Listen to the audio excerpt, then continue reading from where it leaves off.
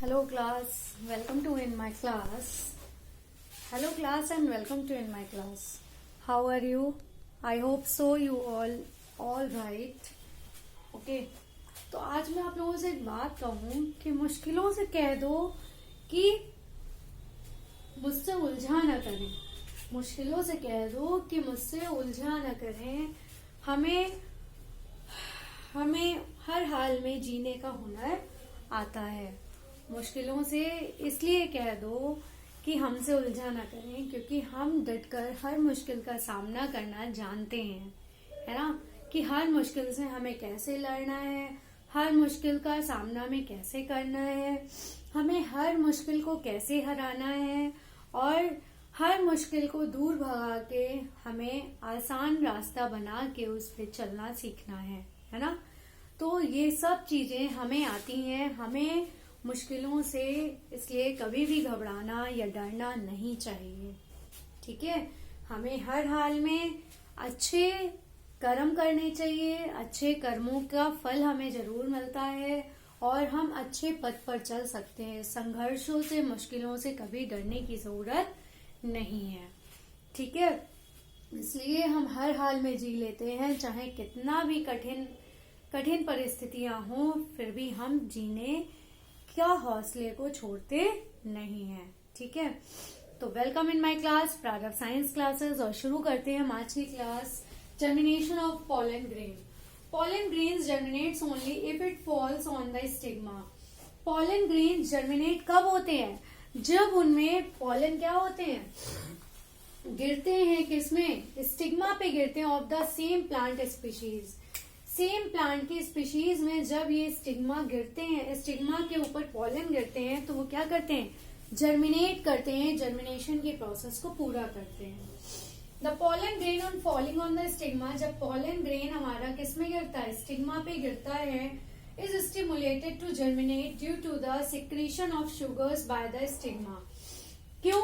क्योंकि वो क्या करते हैं, जब पॉलन ग्रेन्स हमारे स्टिग्मा के ऊपर गिरते हैं तो ये स्टिमुलेट हो जाते हैं टू जर्मिनेट। और क्या होता है? जर्मिनेट हो जाते हैं। किसकी वजह से? क्योंकि उसमें एक शुगरी सब्सटेंस होता है, जिसकी वजह से क्या होता है, पॉलन उनमें चिपक जाते हैं और चिपकने के बाद क्या करते हैं, अपने जर्मिनेशन की, पॉलिनेशन के प्रोसेस को शुरू कर देते हैं। अब मैंने आपको ये डायग्राम बताया, इसमें क्या होता है, मैंने आपको फर्टिलाइजेशन में भी बताया था कि हमारा जो पॉलन होता है उसमें दो होते हैं, बाहर की लेयर एक्साइन और इंटरनल की लेयर अंदर की जो लाइन होती है उसे क्या कहते हैं? इंटाइन कहते हैं, ठीक है। तो ये जो बाहर की इसकी लेयर है ये क्या एक्साइन है और ये अंदर की लेयर क्या कहलाती है? इंटाइन। इसके अंदर एक ट्यूब सेल होती है और ये हमारा जनरेटिव न्यूक्लियस होता है। और ये जो इसकी बाहर की लेयर है जिसके अंदर इंटाइन और एक्साइन जुड़े हुए हैं इससे, ये कौन सी लेयर है? ये जर्म पोर है। जर्म पोर से ही हमारा देखिए एक्साइन जुड़ा हुआ है, इसी से हमारा एंटाइन भी जुड़ा है। जुड़ा क्या मतलब? इसके अंदर की लेयर क्या है हमारी? एंटाइन है। एक्साइन क्या है हमारी? पॉलन ट्यूब एक पॉलन ट्यूब है जो हमारे बाहर की तरफ ग्रो करती है पॉलन ग्रेन से, carrying it to the generative nucleus and the tube nucleus. इसमें क्या क्या होता है? जनरेटिव न्यूक्लियस होता है और ट्यूब न्यूक्लियस होते हैं, है ना। ये हमारा जनरेटिव न्यूक्लियस हो गया और ये ट्यूब सेल्स हो गई। अब जब इससे क्या होती है, ये बाहर की जो इसकी एक्साइन पोर्शन है ये क्या होता है, इससे ये पूरा पॉलन ट्यूब बन जाता है। पॉलन ट्यूब के अंदर ये ट्यूब न्यूक्लियस होता है, जनरेटिव न्यूक्लियस होते हैं और ये पॉलन ट्यूब एक पूरी स्टिक की तरह बन जाता है, ठीक है। अब जो जनरेटिव न्यूक्लियस होता है ये 2 स्पर्म न्यूक्लियाई में डिवाइड हो जाता है। ये था हमारा, यहाँ पे जनरेटिव न्यूक्लियस था, ये आगे आगे हमारे 2 स्पर्म न्यूक्लियाई में डिवाइड हो गया। ये पूरा वैसे ही है, पॉलन ट्यूब है, इसमें ये ट्यूब न्यूक्लियस है और ये हमारे स्पर्म न्यूक्लियाई है। कितने हैं? 2 हैं। इन numbers 2 sperm nuclei. Germinating pollen grain, there are 3 nuclei which are not separated by cell wall. Germinating pollen grains जो होते हैं इनमें क्या होते हैं? 3 nuclei होते हैं which are not separated, जो सेपरेट नहीं होते, अलग नहीं होते किससे? अपनी सेल वॉल से। अब मैं आपको एक और डायग्राम इसका दिखाती हूँ। ये हमारा, इसमें क्या होता है हमारा, ये जो हमने यहाँ पे ये पढ़ा स्पर्म न्यूक्लियाई, ट्यूब न्यूक्लियस, इसकी ये पूरी क्या है, ओवरी के अंदर ये पूरी काम हो रहा है। इसमें ये इसकी आउटर लेयर ओव्यूल है, फिर फिर ये न्यूक्लियस होता है अंदर का, इसके अंदर ये एम्ब्रियो सैक होता है, एम्ब्रियो सैक के अंदर ही इसकी पूरा सिस्टम कंप्लीट होता है। ठीक है, ये एम्ब्रियो सैक हो गया। ये इसके बाद यहाँ पे ये एंटीपोडल सेल्स हैं, ये पोलर न्यूक्लियाई हैं। ठीक है, 2 पोलर न्यूक्लियाई हैं ये। यहाँ पे ये सेंट्रल सेल होती है, बीच का हिस्सा क्या होता है, सेंट्रल सेल होती है। ये इंटेग्यूमेंट्स होते हैं जिनसे ये इसका माइक्रोपाइल जुड़ा होता है। ये एग शेल होती है, ये सिनर्जिड होते हैं। यही ओवरी जब पूरी तरह से क्या हो जाती है, फर्टिलाइज हो जाती है, इसकी मैच्योर हो जाती है, तो ये क्या बन जाती है, फ्रूट बन जाती है। ठीक है, तो ये फ्रूट बन जाती है। The pollen tube grows through the stigma. जब पोलन ट्यूब क्या होता है, ग्रो होके स्टिग्मा तक पहुंचता है एंड स्टाइल बाय डिसॉल्विंग, और स्टाइल तक पहुंचता है उसके बाद क्या होता है, ये टिश्यू में डिसॉल्व हो जाता है। किसकी हेल्प से, एंजाइम्स की हेल्प से। इनके पास क्या होते हैं, एंजाइम्स होते हैं जिसकी हेल्प से ये डिसॉल्व होने लगते हैं। ठीक है, एंजाइम से ऐसा कोई केमिकल होता है जिसकी वजह से इनमें प्रोसेस पूरी होती है। एंड रीचेस द ओवरी, और कहां तक पहुंचते हैं, ओवरी। ओवरी के अंदर ये प्रोसेस हमारी पूरी होती है। The tube nucleus direct the growth of pollen tube, और ट्यूब न्यूक्लियस क्या करता है, इसकी ग्रोथ को डायरेक्ट पूरा पोलन ट्यूब तक ले जाता है। ठीक है, ये था हमारा इसकी प्रोसेस, किसकी, फर्टिलाइजेशन की प्रोसेस है। ठीक है, इसके डायग्राम भी आप लोग को आई होप सो समझ में आ गए होंगे। अब मैं आपको बता दूं डबल फर्टिलाइजेशन क्या होता है, ये फर्टिलाइजेशन की प्रोसेस थी। ठीक है, अब एक बार देख लीजिए डबल फर्टिलाइजेशन क्या होता है। डबल फर्टिलाइजेशन में जैसा नाम है वैसे ही उसकी प्रोसेस होती है, ये समझ लीजिए। ओके, मैं बता देती हूँ what is the double fertilization.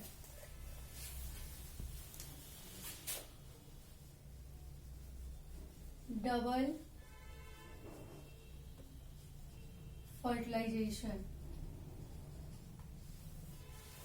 अब डबल फर्टिलाइजेशन क्या होता है, इसमें क्या होता है, 1 स्पर्म न्यूक्लियस, हमारा एक स्पर्म न्यूक्लियस होता है, ये भी बता देती हूँ। सबसे पहले 1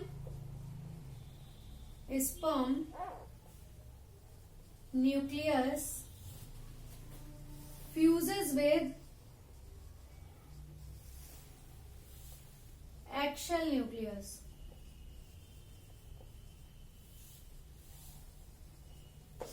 एक स्पर्म न्यूक्लियस होता है जो किसके साथ फ्यूज होता है, एक्शल न्यूक्लियस के साथ फ्यूज हो जाता है। ठीक है, अब इसके बाद जो दूसरा स्पर्म होता है, the other sperm nucleus fuses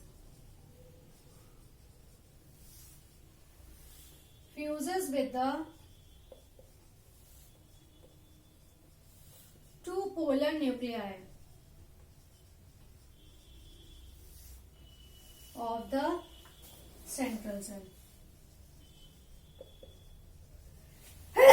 Sorry, excuse me. The other sperm nucleus, इसमें क्या होता है, 2 स्पर्म न्यूक्लियस थे हमारे, ये 2 स्पर्म न्यूक्लियस थे, तो ये क्या होते हैं, इसमें से एक स्पर्म न्यूक्लियस हमारा किसके साथ होता है, एग शेल के साथ, एग शेल न्यूक्लियस के साथ फ्यूज हो जाता है। और दूसरा जो स्पर्म न्यूक्लियस होता है वो किसके साथ फ्यूज होता है, 2 पोलर न्यूक्लियाई के साथ। ये जो पोलर न्यूक्लियाई थे हमारे, इनके साथ ये एक स्पर्म सेल इसका फ्यूज हो जाता है, और कहाँ पे, सेंट्रल सेल में। ठीक है, यही हमारा डबल फर्टिलाइजेशन होता है। ठीक है, pollen tube इंटर्स one of the synergid. अब जो पोलन ट्यूब होता है वो कहाँ पे आ जाता है, सिनर्जिड में इंटर कर जाता है। ठीक है, सिनर्जिड में इंटर कर गया, उसके बाद एंड रिलीजेस 2 स्पर्म न्यूक्लियाई, और 2 स्पर्म न्यूक्लियाई ये क्या करते हैं, रिलीज करते हैं। उसमें से भी एक क्या होता है, एक्शेल के साथ चला जाता है, और दूसरा हमारा किसके साथ चला जाता है, पोलर न्यूक्लियाई के साथ। ठीक है, ये अपनी प्रोसेस पूरी करते हैं। फिर 3 nuclei fuses together, triple fusion to them produce the endosperm nucleus. और ये क्या करते हैं, जब ये 3 हो जाते हैं, 3 सेल्स हो जाती हैं, तो ये क्या बनाते हैं, ये एंडोस्पर्म बनाते हैं, एंडोस्पर्म बनाते हैं। अंदर का जो सबसे हिस्सा होता है ना फ्रूट का, वो बनाते हैं। ठीक है, यही हमारे डबल फर्टिलाइजेशन की पूरी प्रोसेस होती है। ठीक है, ये फर्टिलाइजेशन जरूर पूछा जाता है, इसको याद कर लीजिए इसके डायग्राम के साथ। इसमें जो मैंने आपको फर्टिलाइजेशन के साथ डायग्राम दिखाया था आपको, जो ऐसे वाला था, ऐसे वाला, ये भी जरूर बनाइएगा। ये इसके 4-5 डायग्राम्स है, ये जरूर पूरे बनाइएगा, तभी ये प्रोसेस आपकी पूरी होगी। ठीक है, सो आज के लिए बस इतना ही class. Please like share and subscribe my channel. हंसते रहिए, मुस्कुराते रहिए। कोई भी इशू है आप कमेंट सेक्शन में भेज सकते हैं। ठीक है, और इसका 1-2 टॉपिक्स और हैं, वो 1-2 क्लास में आपके फिनिश हो जाएंगे, ये चैप्टर भी। और कोई आपको एग्जाम से रिलेटेड टॉपिक या चैप्टर पढ़ना है तो आप मुझे कमेंट बॉक्स में भेज दीजिए, मैं वही चैप्टर स्टार्ट कर दूंगी मैं। ठीक है, thank you class, take care.